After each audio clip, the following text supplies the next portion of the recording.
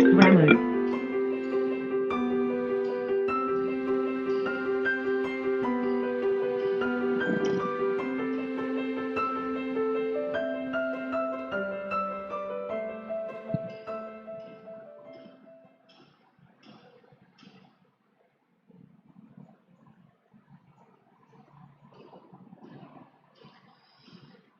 The Pharmacy Act. In this chapter, we are going to discuss about the Pharmacy Act. The contents contain basic introduction, history of the Act, Pharmacy Council of India (PCI), State Pharmacy Council, special provisions of the Act, offences and penalties, conclusion. Moving on to the first topic, that is the introduction. Basically, an act to regulate the pharmacy, the profession of pharmacy is the Pharmacy Act. This act was promulgated in the year 1948. The Pharmacy Bill 1947, having been passed by the legislature, received its assent on 4th March 1948. It came on the statute book as the Pharmacy Act 1948. You can even encounter the definitions of Central Council, State Council, Central Register, Medical Practitioner, Registered Pharmacist. Moving on to the history of the Pharmacy Act. It was in early 20th century, no restriction to the practice of pharmacy was made. The doctors or the medical practitioners, they can practice in their own ways without following any sort of legislature. Even there was poor quality of service. There was absence of recognized curriculum which has to be followed by the registered practitioner, medical practitioner, which was great harm to the health of the people. It was practice of the pharmacy in the traditional or earlier time period. The following statement of objects and reasons of the Pharmacy Bill was published in the Gazette of India, that is 1947, page part 5, page 469. According to part 5, page 469, it is desirable that, as in most other countries, only persons who have attained a minimum standard of professional education should be permitted to practice the profession of pharmacy, which means that only those persons who have minimum professional education, they were practiced or they were permitted, allowed to practice the profession of pharmacy. It is accordingly proposed to establish a central council which will prescribe the minimum standards of education and approved courses of study and examination for the pharmacist. And it is the duty of the governing body, that is a central council, which will set the minimum standards of education required for a person to practice pharmacy and the course or the subjects that are required to study for the examination of pharmacists. And there are certain provincial pharmacy councils which will be responsible for maintenance of provisional registers of qualified pharmacists.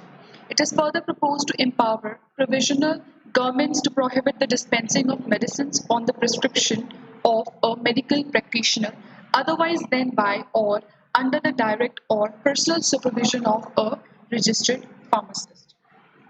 Now, the objective of this Pharmacy Act 1948, it is first regulating and raising the status of profession of pharmacy in India.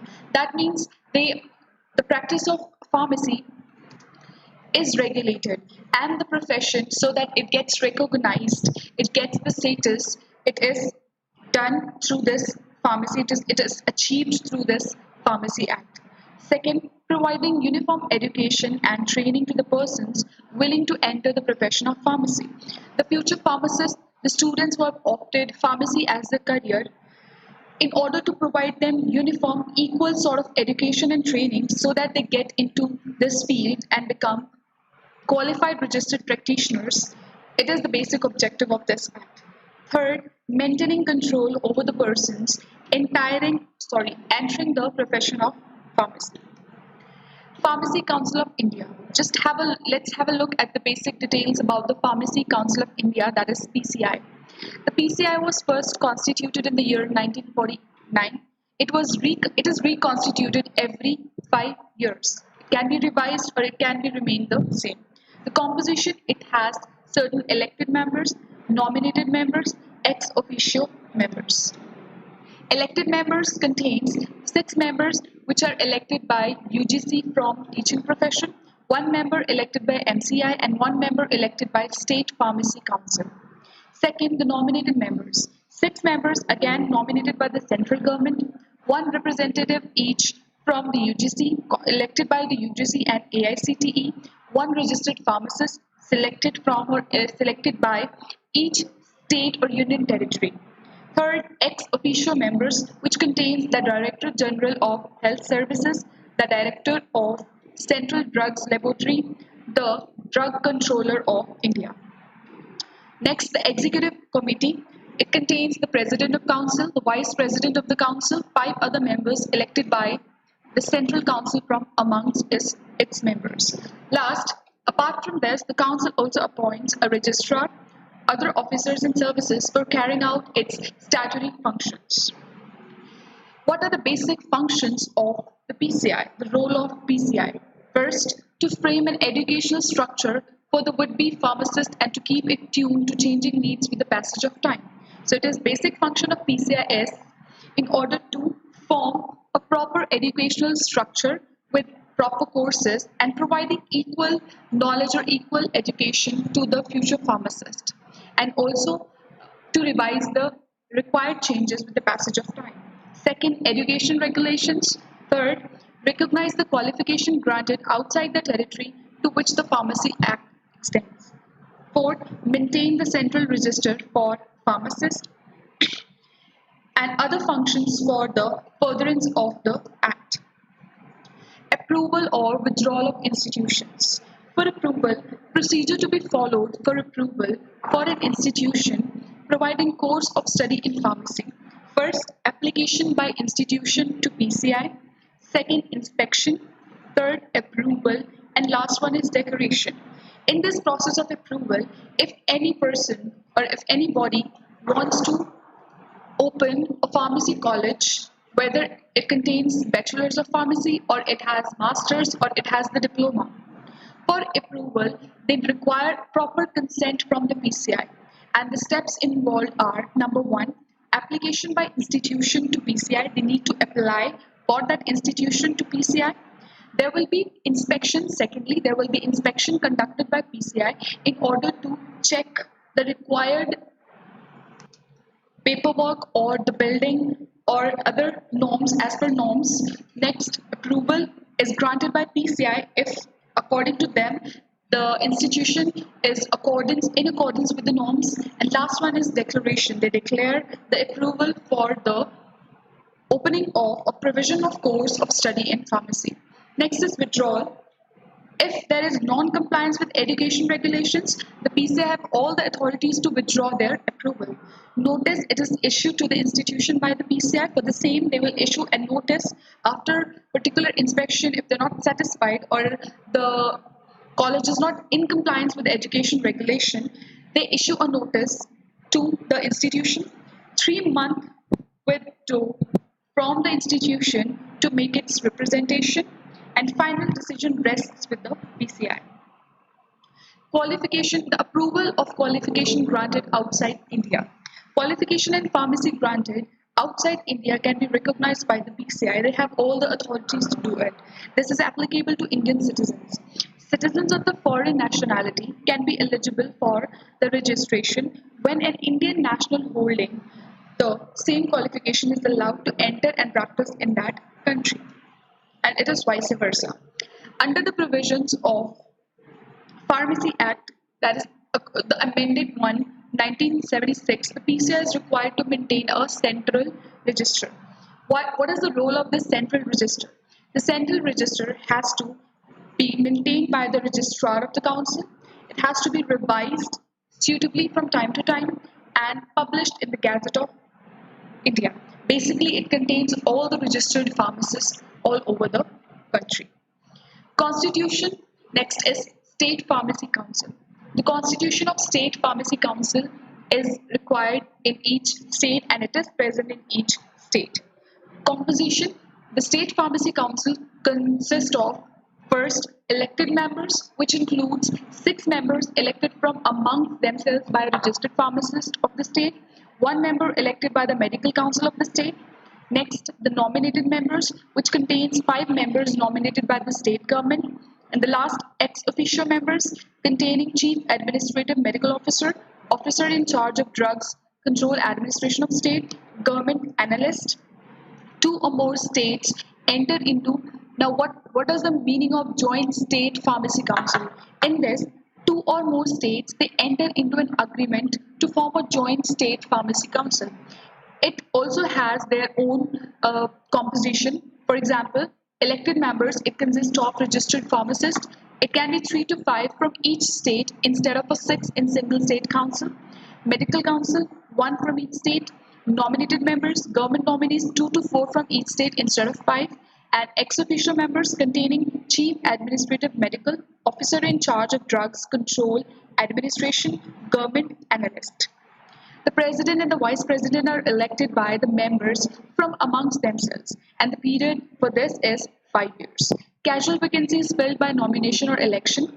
Members are eligible for re election, possesses an executive committee similar to the central government. Basic functions of State Pharmacy Council are: first, inspection by the State Pharmacy Council. The State Pharmacy Council appoints suitable number of inspectors. Now, it has all the authorities to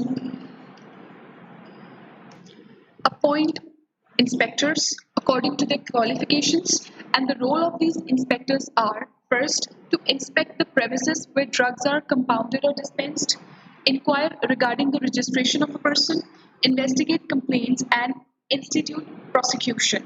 According to the first one, the inspectors, they visit the drugstores or basically the medical stores where the drugs are being compounded and dispensed.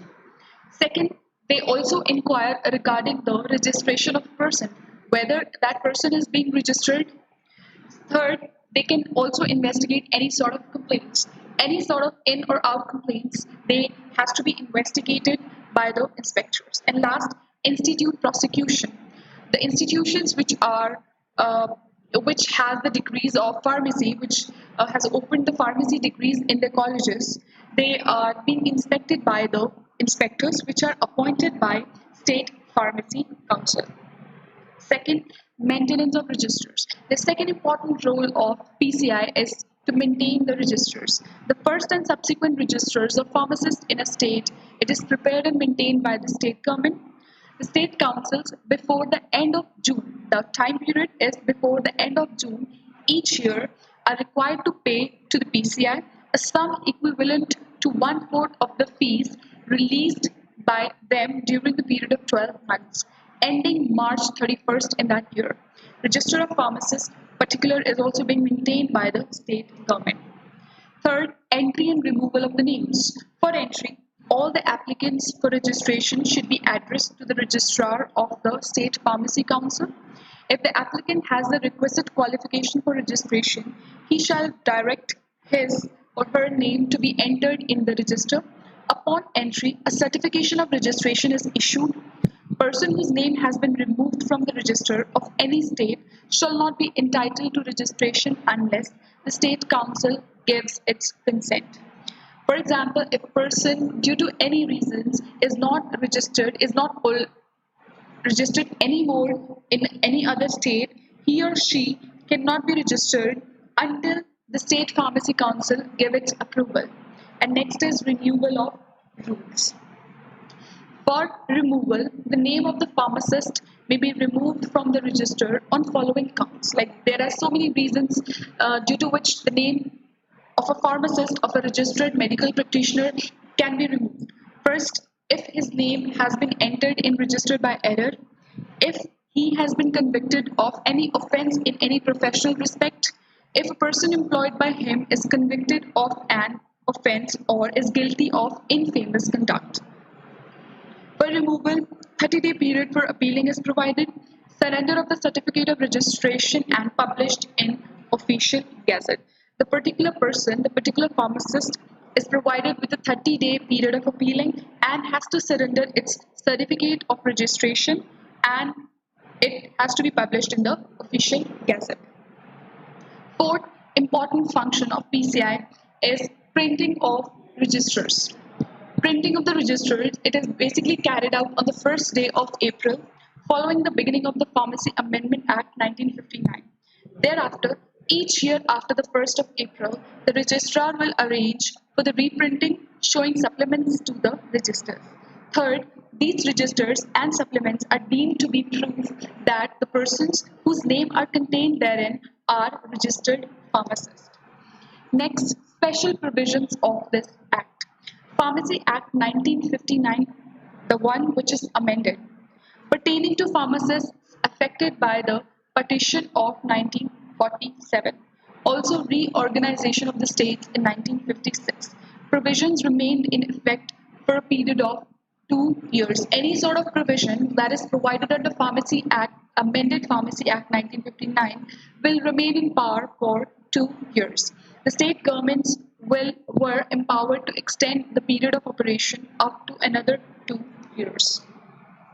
The Pharmacy Act 1976 amendment first provided for registration of pharmacists by state pharmacy councils who, who were eligible for registration between the closing of the first register and coming into effect of the educational regulations, approved qualified persons before 31st December 1969 under the Drugs and Cosmetic Act 1940 and rules.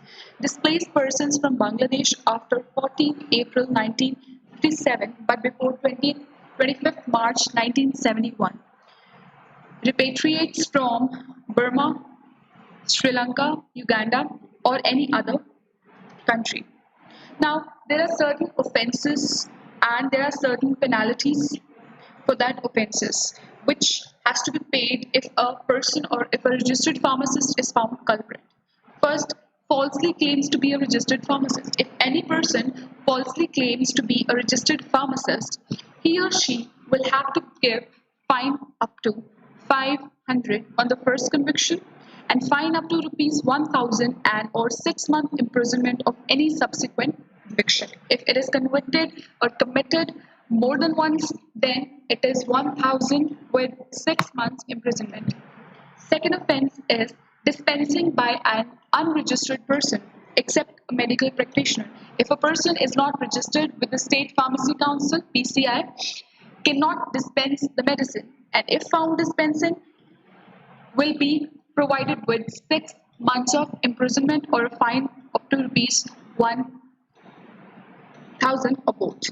Third, failure to surrender the certificate of registration. In any case, not giving back the certificate of registration on finding culprit or convicted, then he or she will be fined rupees 50.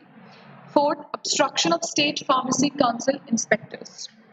Imprisonment if the medical practitioner or the registered pharmacist obstruct the work of state pharmacy council inspectors, disrespect the inspectors, there is imprisonment of up to 6 months or a fine of up to rupees 1000 or both. In conclusion to this chapter, the Pharmacy Act provided the profession of pharmacy in India with the framework. Before Pharmacy Act, the practice of medicine done by the pharmacist was not in accordance with the norms, which was not good for the health of the people, which was proved to be harmful for the people.